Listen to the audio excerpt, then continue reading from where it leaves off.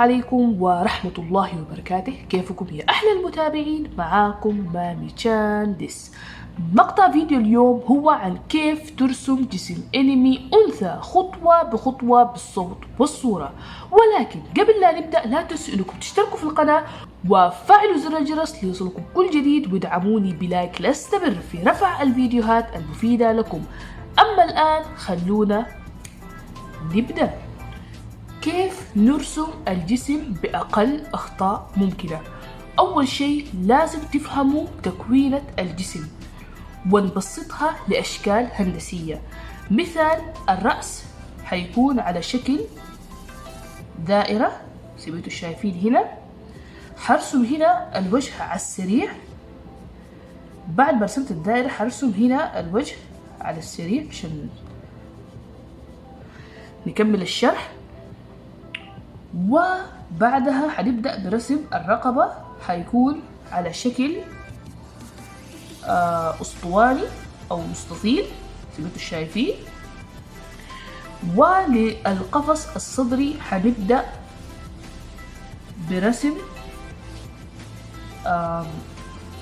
مربع على شكل مربع، يعني مربع بس منحني قليلا، يعني زي كده يكون منحني كده شوية زي ما انتم شايفين هنا. وحنرسم هنا منطقة البطن، حيكون برضو على شكل مستطيل زي ما انتم شايفين. ولمنطقة الحوض حنرسم شكل مثلث زي ما انتم شايفين هنا. قاعد احاول اشرح لكم اياه على السريع عشان تفهموا تكوينة رسم الجسم زي ما انتم شايفين هنا. بعدها حناخد الطول الجزء العلوي وحننزل فيه تحت هنا، حنحط علامة لأنه نفس الطول اللي في الجزء العلوي هو نفس الطول تقريبا في الجزء السفلي. وبعد ما يعني حطينا هذا الخط حنرسم هذا الخطوط الطويلة، وحنفصلها كمان برضو من النص. بعدها حنبدأ برسم شكل مستطيل أو اسطواني حتشوفوا هنا.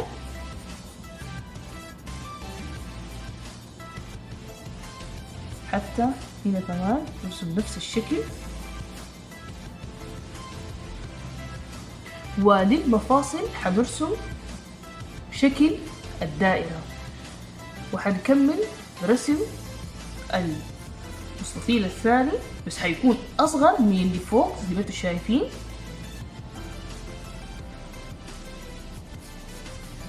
هذا المستطيل الثاني. وحنرسم هنا دوائر صغيرة، بعدها القدم بشكل سريع.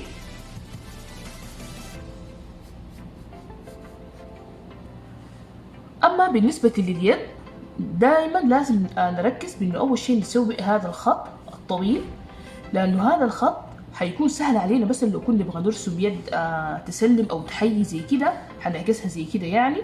ولو كان يعني يدها مستريح عادي حنحطها زي كده. هذا الخط صراحة حيفيدكم مرة في رسم اليد، فما تهملوا ده الحركة. الصراحة أنا عن نفسي أتبع هذه الحركة في الرسم، خاصة رسم منطقة اليد. وبعدها عند الأكتاف هنا حنحط دائرة، الكتف الثاني كمان حنحط دائرة كمان هنا. حنسوي الخط. حاولوا دائما الخط تكون نهايته تقريبا أسفل منطقة الحوض هنا. ونرسم شكل المستطيل زي ما انتم شايفين. أحاول أصغره لأنه هذه المنطقة حتكون فيها المفاصل اللي هي حتكون على شكل دائرة. حرسم في اليد الثاني كمان.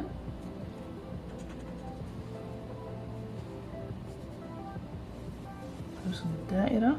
بعدها حنكمل رسم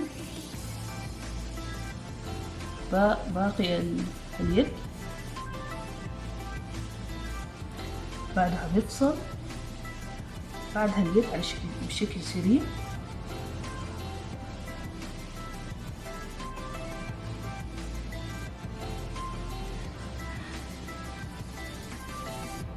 فزي ما انتم شايفين هنا هذه هي الأشكال الهندسية لرسم جسم الأنمي واللي أتبعها أنا شخصيا. فأنا أنصح المبتدئين إنهم يحاولوا يبسطوا الجسم على أشكال هندسية زي ما انتم شايفين هنا. بس اللي احتجته هو عبارة عن دائرة ومستطيل ومثلث ودائرة ثانية للمفاصل وبس. هذه هي الأشكال اللي استعملتها لرسم الجسم زي ما انتم شايفين هنا. وأيضا بس بقول أخطاء كده بسيطة يعني يقع فيها الرسامين، إنه الأكتاف يا متابعين لازم تكون منحنية. يعني لازم تحاولوا ترسموا الأكتاف. هنا حاول أرسم وجه على شكل سريع.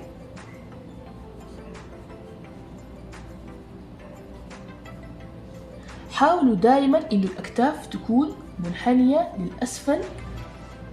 في ناس يعني يرسموا الأكتاف بشكل عريض، يعني يكون تقريبا كده،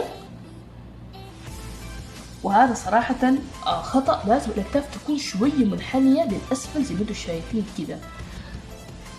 حاول أوضح لكم إياه.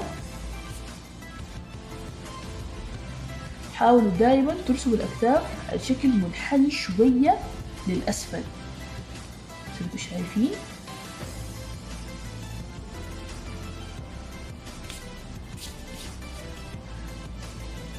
بس هذه النقطة اللي حبيت أوضحها بين الأكتاف، حاولوا دائما تخلوها منحنية شوية للأسفل.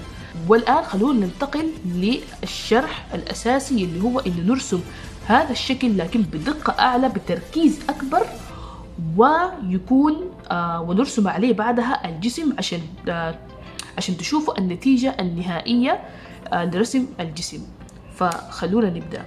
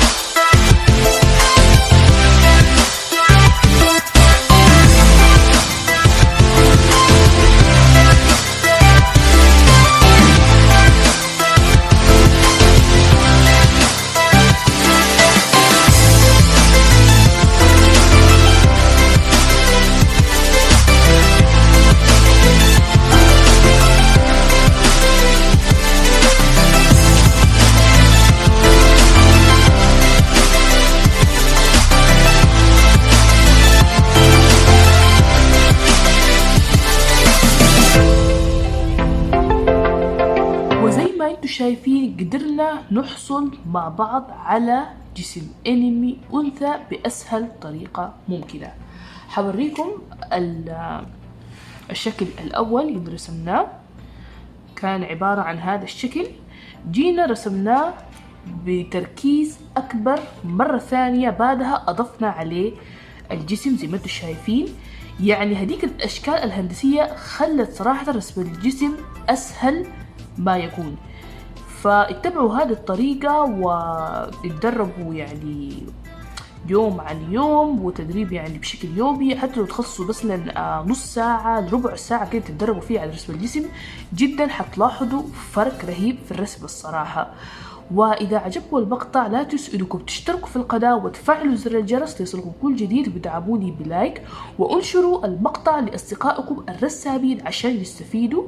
وإن شاء الله المقطع يكون يعني خفيف لذيذ عليكم. وأكيد قولوا لي رأيكم تحت في التعليقات، وأراكم في المقاطع القادمة. إلى ذلك الحين، إلى اللقاء.